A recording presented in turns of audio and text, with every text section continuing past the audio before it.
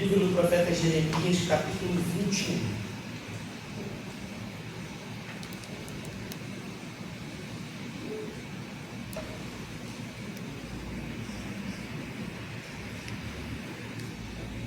Nós vamos fazer uma leitura de todo o capítulo, à medida que você encontrar, fique de pé, a gente lê juntos. Jeremias, capítulo 21.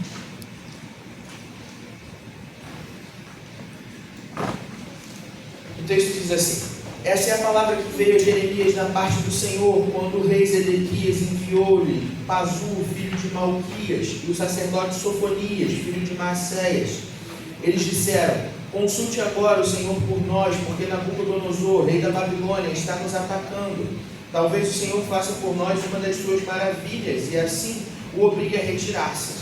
Jeremias, porém, respondeu-lhes: diga a Zedequias: assim diz o Senhor, o Deus de Israel: estou a ponto de voltar contra vocês as armas de guerra que estão nas suas mãos, as quais vocês estão usando para combater o rei da Babilônia e os babilônios que o cercam do lado de fora do muro. Eu os reunirei dentro dessa cidade. Eu mesmo lutarei contra vocês com mão poderosa e braço forte, com ira, furor e grande indignação. Matarei os habitantes dessa cidade, tanto homens como animais. Eles morrerão de uma peste terrível. Depois disso, declara o Senhor, entregarei Zedequias, rei de Judá, e os seus servos, e o povo dessa cidade que sobreviver à peste, a espada e a fome nas mãos de Nabucodonosor, rei da Babilônia, nas mãos dos inimigos deles e daqueles que querem tirar-lhes a vida. Ele os matará a espada sem piedade nem misericórdia, não terá nenhuma compaixão deles. Diga a este povo, assim diz o Senhor: ponho diante de vocês o caminho da vida e o caminho da morte. Todo aquele que ficar nessa cidade morrerá pela espada, pela fome ou pela peste. Mas todo aquele que sair e render-se aos babilônios que cercam vocês viverá, e sua vida lhe será como despojo. Ponho a minha face contra essa cidade para lhe fazer o mal, não o bem, declara o Senhor. Ela será entregue nas mãos do rei da Babilônia, e ele a incendiará.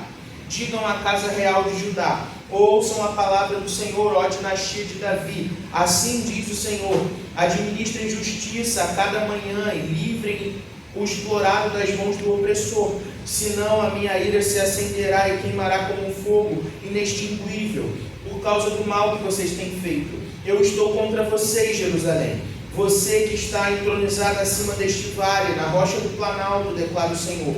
Vocês que dizem: quem nos atacará? Quem poderá invadir as nossas moradas? Eu os castigarei de acordo com as suas obras, declara o Senhor. Porei fogo na sua floresta, que consumirá tudo ao seu redor. Amém. Vamos orar? Senhor Deus, nós te agradecemos por esse tempo aqui juntos. Obrigado pela oportunidade de nos reunirmos em torno da tua palavra. Te pedimos, Senhor, fala conosco nesse momento. Nós queremos ouvir a tua voz, queremos aprender do teu evangelho e crescer como seu povo. Nos ajuda, tira todo o impedimento, todo o embaraço, e que o nosso coração esteja realmente presente aqui nesse momento. Que nós pedimos no teu santo e poderoso nome, Jesus. Amém e amém. Os irmãos podem sentar.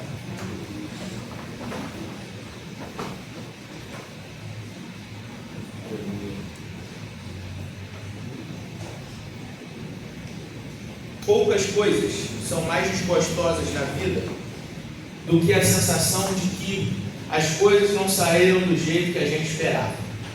Você tem um plano, uma ideia, um desejo, uma visão, um tipo de construção sobre o futuro na sua cabeça. Então, quando as coisas não saem do jeito que você desenhou, é desgostoso. Eu vou falar por mim, não vou falar pelos irmãos.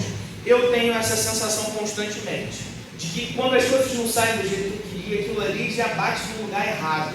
Se eu pretendia hoje comer um doce que estava guardado na geladeira, e eu abro a geladeira e o doce não está lá, porque Simone até comeu meu doce.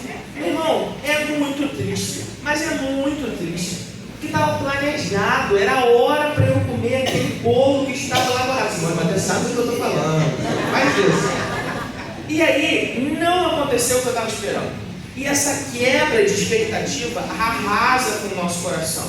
É claro que quando a gente está falando de um doce que estava guardado na geladeira, é bobo, é cômico, não faz muita diferença. Mas a verdade é que às vezes a gente tem uma visão para a vida, um plano sobre o nosso futuro, as coisas que a gente deseja, E quando isso não acontece nos nossos termos, então a gente precisa culpar alguém. Se eu fiz tudo que estava no meu alcance e as coisas não deram certo, bom, a culpa provavelmente é de alguma outra pessoa. Em última instância, a culpa é provavelmente do próprio Deus, esse Deus que é maligno, maldoso, que é o meu mal, que quer me ver pelas costas, que está empenhado em acabar comigo. Eu estou dizendo isso porque essa semana saiu um vídeo de um ex-comediante cristão num podcast falando sobre isso, sobre esse Jesus que não é um Jesus que traz felicidade. Ele fala lá no podcast alguma coisa assim: as pessoas dizem que Jesus te faz feliz, mas Jesus não te faz nada de ser feliz, porque Ele não aparece, Ele não fala, Ele não faz nada por você. Aí quando alguma coisa está certa, você diz assim: ah, isso deu certo porque Deus me ajudou. Mas se alguma coisa está errada, você diz: obrigado, Senhor, porque eu estou passando por uma prova. Quer dizer, esse Deus nunca perde, Ele sempre ganha. E a verdade é que não tem felicidade nenhuma, porque é só um grande vazio. Essa história de que aquele que já conheceu Jesus tem alegria no coração é só um grande vazio. Ele disse isso, eu vi esse vídeo e fiquei pensando sobre como isso mostra que muitas vezes a gente pode passar uma vida inteira dentro da casa de Deus, convivendo com o povo de Deus, participando das bênçãos da aliança, e ainda assim ter uma dificuldade de entender o que o Evangelho está querendo ensinar para a gente. O problema da perspectiva que esse rapaz está apresentando é que ela mostra uma mágoa a um Deus que não fez as coisas nos meus termos. Eu queria que as coisas acontecessem do jeito que eu queria que elas acontecessem. Não rolou. Então, meu irmão, Deus é que não presta. Não pode ser algum problema das minhas escolhas, não pode ser simplesmente a vida acontecendo, não pode ser que algum erro tenha levado aquilo, não pode ser que eu esteja aprendendo alguma coisa com aquilo, não. Tem alguma coisa errada. Provavelmente Deus é o culpado. Eu começo falando sobre isso porque a gente está diante de um texto que mostra um povo de Israel passando por um tempo muito complicado. A gente está vindo, na exposição em sequência dessa história do povo, e a gente está nesse momento onde o povo já está dividido, A gente tem o reino do norte e o reino do sul.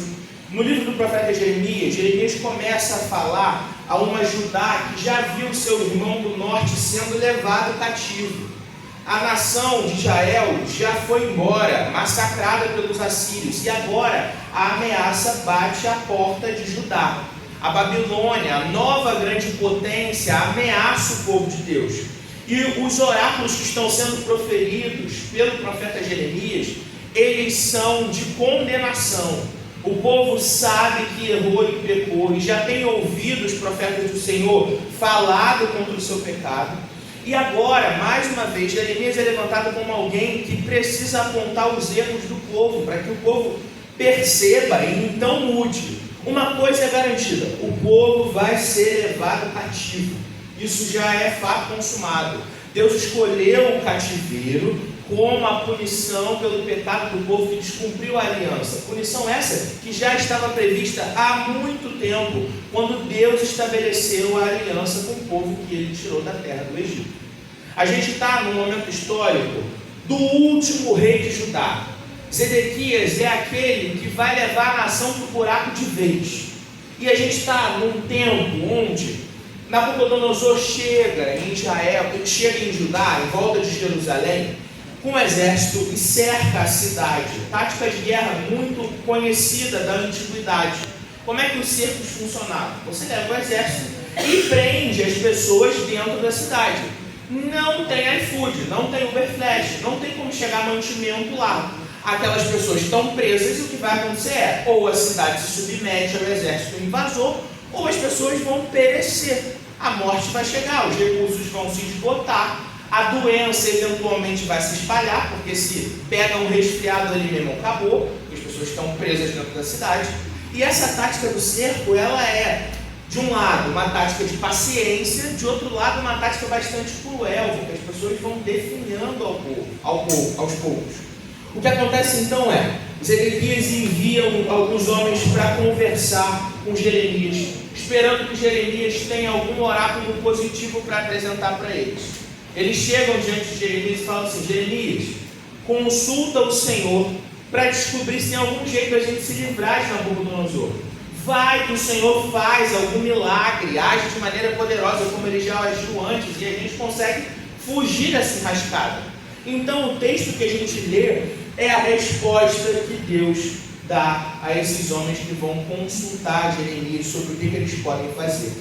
Eu vou pedir para você manter sua Bíblia aberta, voltar lá no texto comigo, para que a gente possa ler essa resposta, o que Deus disse para esses homens enviados pelo rei Zedequias. A primeira coisa que a gente encontra na resposta de Deus está lá nos versículos 3 a 7. Deus se demonstra irado contra Zedequias e contra o povo. Jeremias, porém, respondeu-lhes: digam a Zedequias, assim diz o Senhor, o Deus de Israel, estou a ponto de voltar contra vocês as armas de guerra que estão nas suas mãos, as quais vocês estão usando para combater o rei da Babilônia e os babilônios, que o cercam do lado de fora do muro. Eu os reunirei dentro dessa cidade.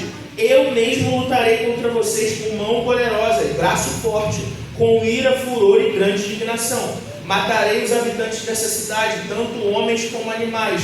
Eles morrerão de uma peste terrível. Depois disso, declara o Senhor, entregarei Zedequias, rei de Judá, os seus servos e o povo dessa cidade que sobreviver à peste, a espada e a fome nas mãos de Nabucodonosor, rei da Babilônia, nas mãos dos inimigos deles e daqueles que querem tirar-lhe a vida. Ele os matará à espada, sem piedade nem misericórdia, não terá nenhuma compaixão deles. Então, se esses homens chegam diante de Jeremias na expectativa de ouvir da voz de Deus alguma forma de escape, o que eles escutam é Deus dizendo: eu mesmo lutarei contra vocês. A luta não vai ser de vocês contra a Babilônia, mas eu me oporei a vocês com braço forte e mão estendida. Eu mesmo matarei os habitantes dessa cidade. Deus então responde irado a esses homens dizendo: vocês não têm escapatória, não têm alternativa, não tem solução milagrosa, porque quem trouxe os babilônios até os portões de Jerusalém tinha sido o próprio Deus. Deus já havia dito que assim faria, e ele cumpriu a sua promessa. Os babilônios cercam Jerusalém, não há escapatória. Mas Deus apresenta uma escolha ao povo. Isso a gente vê lá nos versos 8 a 10. Essa é a segunda parte da resposta. Digam a esse povo, assim diz o Senhor: ponho diante de vocês o caminho da vida e o caminho da morte. Todo aquele que ficar nessa cidade morrerá pela espada, pela fome ou pela peste. Mas todo aquele que sair e render-se aos babilônios que cercam vocês, viverá. A sua vida lhe será como despojo. Põe a minha face contra essa cidade para lhe fazer o mal, não o bem, declara o Senhor. Ela será entregue nas mãos do rei da Babilônia, e ele a incendiará. Deus então reafirma que o povo seria destruído por essa invasão. Jerusalém não tem escapatória, mas ele apresenta uma escolha para aquelas pessoas. Se eles se submeterem aos invasores, então eles viverão. O cativeiro é o caminho da solução. Notem que um caminho é de morte, outro caminho é de vida. No entanto, nenhum dos caminhos parece muito de vitória. O caminho da morte é ficar na cidade, receber peste, espada e fome. Ninguém está ganhando com essa história. O caminho da vida é ser levado cativo por uma nação estrangeira e ver a sua cidade incendiada. Não parece que tem alguém ganhando nessa história. Tanto vida quanto morte trazem consequências sérias para o povo, porque é parte do que Deus queria ensinar à nação que o abandonou. Havia uma aliança, um pacto, um compromisso, e o povo não pensou duas vezes antes de quebrar esse pacto. As consequências dessa insubmissão, então, é o exílio. É tempo do povo aprender, mas há a chance ainda de viver. Como a gente viu, e a gente percebe isso em vários momentos dessas profecias que Deus dá através dos seus homens escolhidos ao povo, a expectativa é de punição agora, mas salvação no futuro. O exílio é por um tempo, ele é tempo de sofrimento e penalidade, mas ele acaba. 70 anos é tudo que vai durar, tem data marcada, data de validade. e o povo seria restaurado, levado de volta para Jerusalém, os muros seriam reconstruídos. Havia essa expectativa, mas o povo precisava aprender de novo a mesma lição que Deus vem tentando ensiná-los esse tempo inteiro, a lição da submissão. Se vocês escolherem o caminho da rebeldia, o que vocês vão encontrar é morte. Mas se vocês escolherem o caminho da submissão, então o resultado é vida. A gente percebe que existe uma razão para os líderes da nação não gostarem de Jeremias. Jeremias é o cara que está levando a seguinte mensagem: olha só, ou morre ou vai escravo. É uma coisa ou outra. Mas Deus está mandando vocês se submeterem. Então, se entreguem a essa nação estrangeira. Não é de surpreender que as pessoas tenham uma perspectiva sobre Jeremias, ou melhor, que aqueles líderes tivessem uma perspectiva sobre Jeremias, de alguém que era um traidor. Porque o que ele está dizendo para o povo é: vocês têm que irem aí com essa galera, vocês têm que ir com essa nação que está chegando. É lógico que parece um conselho nem um pouco patriótico, mas não é verdade. Jeremias, ele tem um compromisso com a nação, ele é um judeu de fato. A grande questão é que a preocupação de Jeremias é muito mais com a piedade da nação do que com a nação em si. Pelo seguinte: que importa o povo continuar em Jerusalém, a bela cidade, mas distante da vontade de Deus? Que importa se manter nas suas casas, nas moradias construídas com tanto empenho, mas completamente afastados do que Deus espera que eles vivam como seu povo? Não importa de nada. A piedade é muito mais importante do que as construções. Uma vida diante de Deus é muito mais importante do que o templo. A segurança de estar submetido ao que Deus quer é muito mais importante do que as muralhas em torno da cidade. Jeremias sabe que a piedade não é só o que mais importa, mas a única esperança de sobrevivência do povo. É só se o povo aprender a se submeter a Deus e viver de maneira piedosa que eles podem então continuar existindo. A última parte da resposta de Deus é um alerta à falsa segurança que o povo pode sentir. Lá nos versos 11 a 14 o texto diz assim: digam à casa real de Judá, ouçam a palavra do Senhor, ó dinastia de Davi, assim diz o Senhor: administrem justiça a cada manhã e livrem o explorado das mãos do opressor, senão a minha ira se acenderá e queimará como fogo inextinguível, por causa do mal que vocês têm feito. Eu estou contra você, Jerusalém, você que está entronizado acima desse vale, na rocha do planalto, declara o Senhor. Vocês que dizem: quem nos atacará? Quem poderá invadir as nossas moradas? Eu os castigarei de acordo com as suas obras, declara o Senhor. Porei fogo na sua floresta, que consumirá tudo ao seu redor.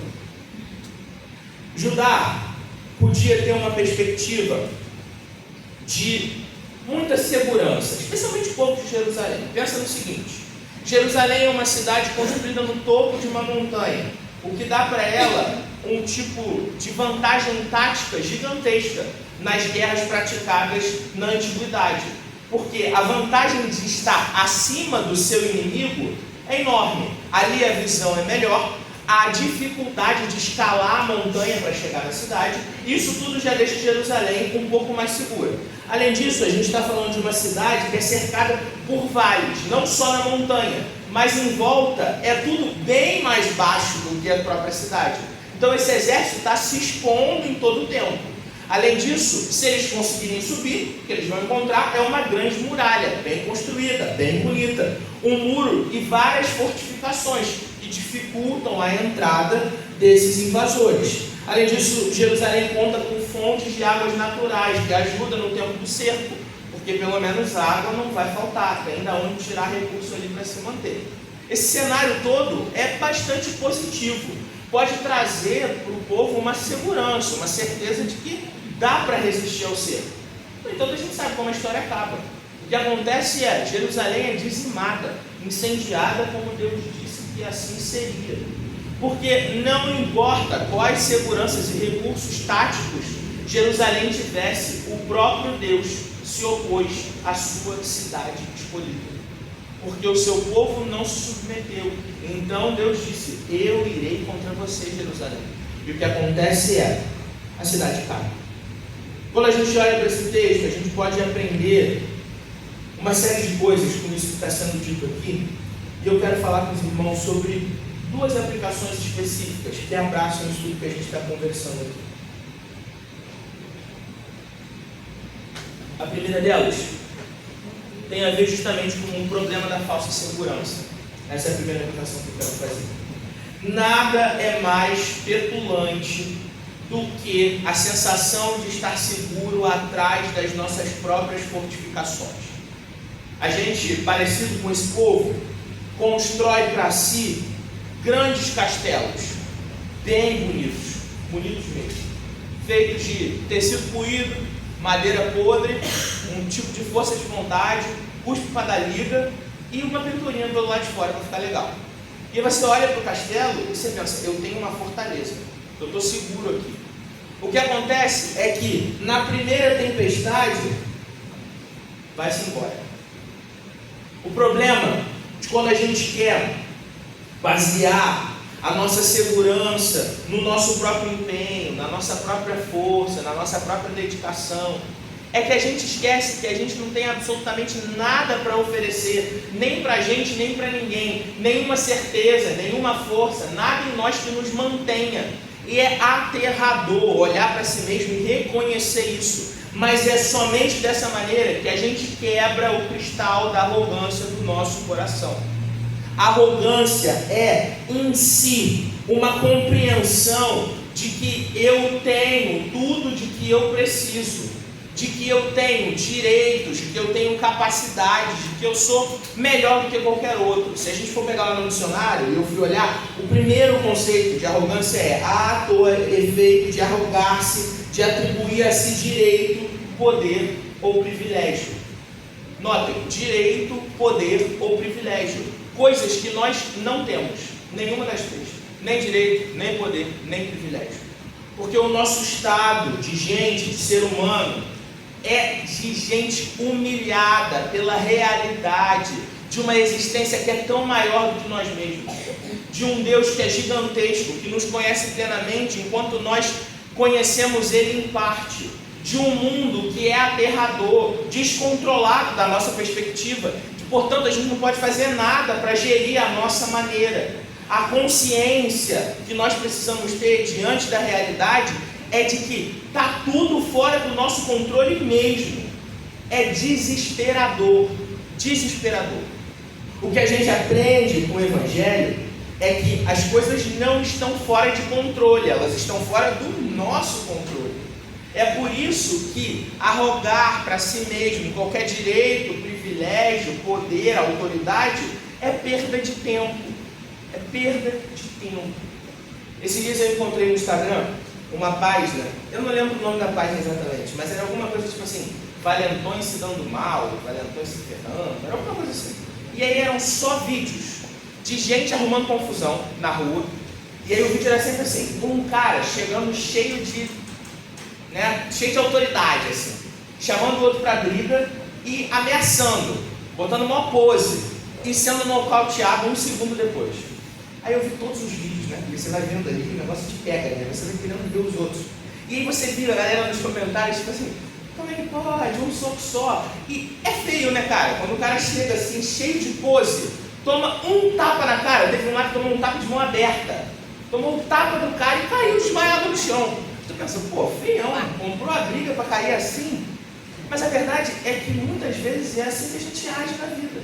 A gente finge que tem um tipo de poder aí absurdo e vai para diante das dificuldades das pessoas e do próprio Deus como gente que tem recursos para lutar com Deus no mundo. A gente finge que tem todo o poder, toda a autoridade. E o que acontece é, a gente tomba diante da realidade da nossa pequenez. A gente pode ter dinheiro, saúde, constituição física, qualquer das coisas que a gente acredita que indicam alguém que está bem na vida. Então ser pego de surpresa com alguma coisa que a gente não controla. Tipo, sei lá, uma pandemia mundial, por exemplo. E aí a gente é lembrado de que as coisas não estão bem no nosso controle, não tem nada que a gente possa fazer. Que a nossa segurança, se baseada em nós mesmos, é falsidade, perda de tempo. Se a gente não tiver uma reflexão honesta sobre como nós temos encarado a vida, a existência e as dificuldades, então a gente não vai poder corrigir essas falhas que surgem no meio do caminho. Quando a gente olha para a Escritura, a gente vê Pedro e Tiago, cada um na sua epístola, citando um texto de Provérbios, no capítulo 3, verso 34, que diz assim, e vocês conhecem esse texto: Deus se opõe aos orgulhosos, mas concede graça aos humildes. Deus se opõe aos orgulhosos, mas concede graça aos humildes. O que a gente percebe é que quando a gente se submete à vontade de Deus, quando a gente se prostra diante dele, então o que a gente encontra é graça para lidar com a vida, com todas as coisas. Mas quando a gente escolhe uma postura arrogante, o que a gente encontra é Deus se opondo a nós. E aí eu vou para a nossa segunda aplicação. E a segunda aplicação é a que faz o sermão ser uma questão de vida ou morte. Tem aquele texto muito conhecido, e eu começo e os irmãos terminam. Quando Deus é por nós, se Deus é por nós, quem será contra nós? Se Deus é por nós, quem será contra nós? Agora, meu irmão, e se Deus é contra nós? Qual que é a solução? Não tem o que fazer. Se Deus é contra nós, então, meu irmão, desespero. Desespero.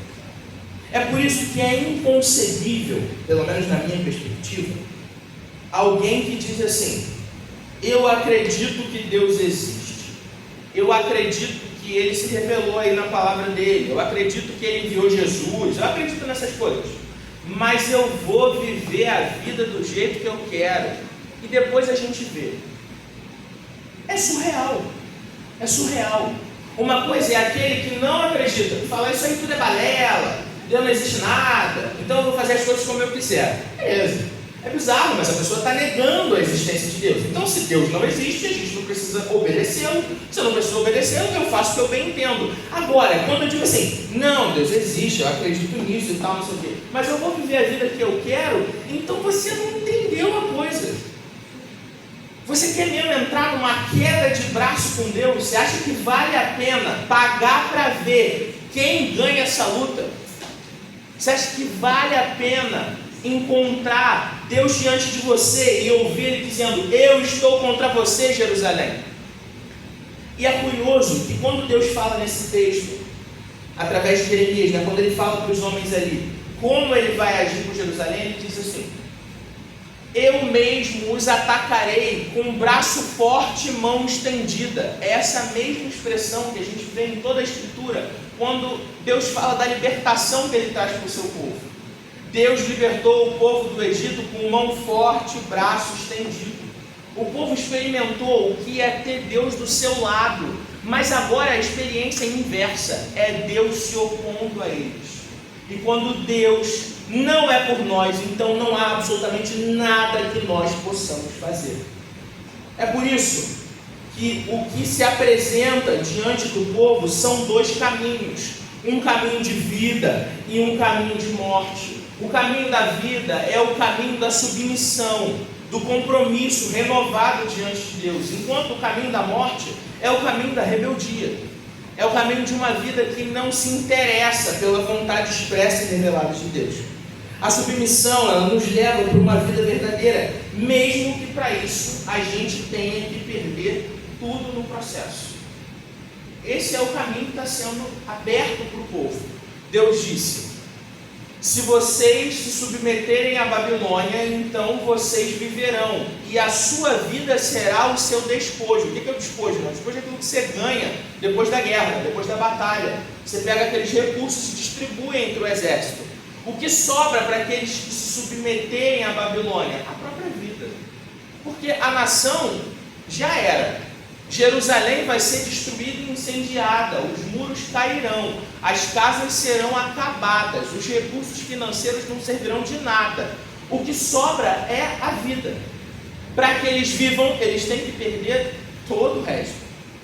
A submissão é o caminho da vida, vida verdadeira, ainda que a gente tenha que perder tudo. E a gente encontra no Novo Testamento eco com essa ideia que está sendo apresentada aqui, quando nosso Senhor diz: do que vale o homem ganhar o mundo inteiro e perder a própria alma? Do que vale? De coisa alguma. De coisa alguma. A gente pode conseguir tudo que se pode querer. Você pode ter tudo aquilo que sonhar, como diz o João Alexandre, né? Mas nunca terá a paz que existe lá dentro. Essa compreensão de uma vida redimida pelo poder que vem do próprio Deus. Isso só vem de uma vida submetida à vontade de Deus. Ainda que se tenha todos os recursos, tudo que se deseja, ainda que se ganhe o mundo inteiro, se a gente perde a própria alma, então do que adiantou? Agora, essa jornada ela não é fatalista. O chamado à submissão não é um chamado à tristeza instantânea. Então, submeta a Jesus e você vai ser triste. Se a gente pregasse o evangelho assim, acho que não ia fazer muito efeito, né? Imagina, você chegar para a pessoa e falar assim: submete a Jesus, que você vai ganhar tristeza e sofrimento. Não sei se eu aceitaria esse acordo, não sei se eu faria esse acordo. Mas o que a gente percebe é que o evangelho ele fala sobre uma vida que se submete e que passa sim por sofrimentos, mas que também passa por uma série de alegrias. Ao contrário do que o ex-comediante, já sem nenhum pingo de humor, falou, Jesus nos faz sim felizes, muito felizes, muito mesmo. A gente experimenta essa felicidade de várias maneiras. Eu olho para a minha vida e eu encontro, durante a jornada com Cristo, as marcas pinceladas, tanto de sofrimento quanto de alegria. O que eu aprendo, porque o Evangelho me ensina, e eu aprendo isso sempre, é que o sofrimento sempre dura um pouco, mas a alegria ela é perene, perene. A gente brinca lá em casa com um samba que diz: tristeza é senhora, né? Tem esse e tem um outro que fala: tristeza não tem fim, felicidade sim. E quando minha mãe começa a cantar, e a gente fica zoando com isso, porque o samba carrega essa ideia, né? Esse samba carrega essa ideia, né? De que o que é constante na vida é a tristeza, enquanto vez ou outra a gente encontra felicidades por aí. Mas o Evangelho apresenta para a gente a perspectiva oposta. A gente foi salvo por Cristo Jesus para a vida eterna garantida pelo sacrifício que Ele fez na cruz do Calvário. Nós temos uma certeza de para onde nós vamos, nós temos uma certeza de quem permanece conosco, o próprio Cristo através do seu Espírito. Nós recebemos a oportunidade de caminhar como igreja, como um povo de Deus. Nós temos todo o sustento, tudo que precisamos, todos os recursos espirituais, financeiros, emocionais, tudo de que nós necessitamos é ofertado a nós de graça pelo próprio Cristo. E isso faz com que nós sejamos sempre alegres, sempre alegres. Mas a vida é num mundo mau, ainda afetado pelo pecado, e é verdade que a gente vai encontrar sofrimentos e tristezas no meio do caminho, mas essas tristezas do presente não podem se comparar com a glória preparada para nós no futuro. Glória essa que já invade a nossa existência hoje. A perspectiva do Evangelho é sobre uma eternidade de graça, bondade e alegria plena, mas essa eternidade já invade os meus e os seus dias hoje. É por isso que a gente pode se alegrar. É por isso que quando a gente ri, o crente ri com uma segurança muito maior do que o ímpio. Porque o ímpio que ri loucamente, porque ele não tem absolutamente nada que o garanta qualquer coisa. Mas nós temos um Deus que se fez homem e morreu no nosso lugar. Essa é a razão da nossa alegria. É por isso que o caminho da submissão, ele tem a ver sim com passar por sofrimentos, mas ele tem também a ver com passar por alegrias. A gente não pode achar que então eu vou me submeter e não vou ganhar nada. Às vezes eu tenho a impressão de que para a gente fugir daquele evangelho de prosperidade que diz aceite Jesus e ganhe tudo junto, a gente cai num outro lugar, num evangelho que é meio fatalista. A verdade é que nem esse evangelho da prosperidade é o evangelho, nem esse evangelho fatalista é o evangelho. A gente foi convidado para uma jornada que passa tanto por alegrias quanto por sofrimentos. Agora, o caminho da morte, ele também está disponível. como para o povo, a gente pode escolhê-lo. E a verdade é que, eventualmente, eu e você fazemos essa escolha. O caminho da morte é o caminho da rebeldia. É um caminho que leva a gente para a morte verdadeira, eterna, separação total de Deus, ainda que seja recheado de prazeres por um pouco de tempo. Esse pouco de tempo pode durar uma vida inteira. A gente vê gente ímpia aí prosperando a vida toda, ganhando muito dinheiro, tendo o carro do ano, vivendo em grandes mansões, viajando para tudo quanto é lugar, comendo nos melhores restaurantes. E a gente pensa, caramba, está valendo a pena, não? Será que não compensa viver essa vida afastada de Deus? É verdade, pode ser, meu irmão, que dê tudo certo por um pouco de tempo. Porque pensa só, o que são 70, 80 anos? Absolutamente nada. Parece muito tempo. Mas a gente está diante da eternidade com o próprio Deus. Além disso, se a gente for investigar mais a fundo, a gente vai ver que essa vida recheada de prazeres, ela é recheada de sofrimentos também, pasme. As coisas não se solucionaram magicamente. Os melhores carros, as melhores casas, os melhores restaurantes e os mesmos problemas. Os mesmos problemas. Alguns até piores do que a gente imagina. A verdade é que a gente pode ter uma vida que tem uma busca imediata por realização, prazer e resultado. Eu quero tudo para agora. Então o caminho da rebeldia me parece mais adequado. Porque se eu fizer tudo o que eu quiser, se eu fizer tudo que me der na telha, então eu vou conseguir todas as coisas que eu quero e desejo. Primeiro de tudo, isso não é verdade. Você pode fazer o seu melhor e, meu irmão, dá tudo errado. Teve um monte de gente ímpia aí, cheio de grana, cheio de dinheiro, que morreu na mesma pandemia, que vários crentes comprometidos com Deus também morreram. Como essas mortes são diferentes? É porque uma é morte para a vida, enquanto o outro é morte para a morte. Quando a gente olha para Cristo Jesus, quando a gente olha para o nosso Senhor, a gente encontra o exemplo pleno de submissão a Deus. Cristo vai até a cruz do Calvário como aquele que está comprometido em fazer a vontade do Pai e somente a vontade do Pai. A morte de Jesus na cruz é morte para gerar vida. Essa é a escolha que Cristo faz. Nós somos chamados para mortificarmos a nossa própria carne, para que então experimentemos a vida ofertada por Cristo Jesus. É lógico que a gente vai enfrentar desafios no meio dessa estrada, mas Jesus disse que estaria conosco até a consumação dos séculos. E Ele não deixa que esses sofrimentos imperem na nossa vida.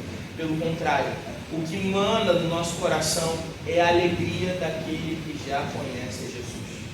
E quando a gente entende isso, então a gente não precisa só fingir que viver com Jesus é bom. A gente escolhe que viver com Jesus é bom mesmo. Porque o sofrimento é mais ameno e a alegria é mais deliciosa do que qualquer outra. Porque Cristo está presente caminhando no nosso mundo. Amém? Essa manhã a gente tem essa mesma escolha para fazer. Escolher o caminho da vida ou escolher o caminho da morte. A gente tem que enfrentar essa decisão todos os dias. Eu quero te convidar a escolher mais uma vez o caminho da vida, o caminho da submissão, o compromisso com Jesus, o compromisso de viver para Ele, sabendo que Ele caminha do nosso lado. Vamos orar? Senhor Jesus,